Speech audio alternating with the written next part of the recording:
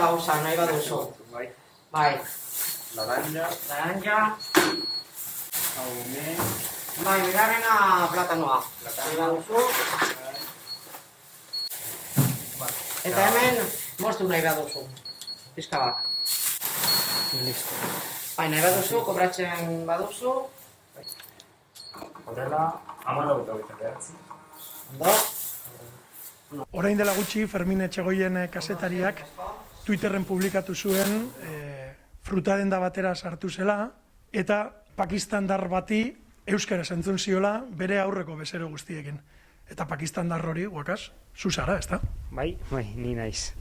Asko hitz egiten duzu bezeroekin euskaraz? Bai, etortzen dira batzuk hemengoak, euskaldunak, eta beraiekin egiten dute euskeraz. Beti egiten dute euskaraz. Eta daukat lagun batzuk ere, eta beraiekin egiten dute euskaraz. Non ikasi zenuen euskara?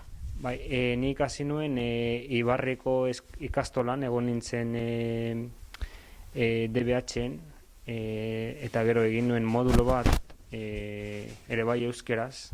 Han ikasi nuen. Zenbat urterekin etorri zinen Euskal Herrira, edo hemen jaio zinen, ala? Ez, ni etorri nintzen 10 urterekin. Lehenengo hitza, zuri normalean jendeak zelan egiten dizu? Kaixo, etortzen dira hasieran, aupa edo piatzen duzu, hartzen duzu ze direla hemengoak, euskaldunak. Ez dakit, ni probatu nuen horrela. Nahi dut, gerizado diak. Horre, gorri-gorria. Kilo bat. Askotan zu zara, jendea antzematen duzulako jende euskaldune dela, orduan zu izaten zara, lehenengo hitza euskaraz egiten diena. Bai, hori da. Hori izan nahi nuen. Bezeroren batek edo esan dizu, Fermin Etxegoienek zure inguruan idatzi du edo jakin izan duzu hori, guk behintzat horrela deskubritu zintugun.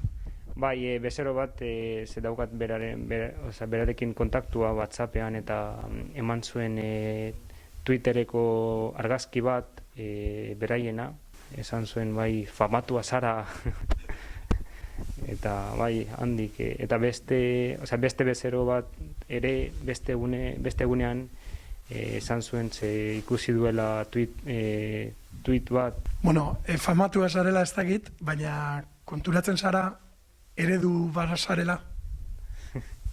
Eskerrik asko, ez dakit.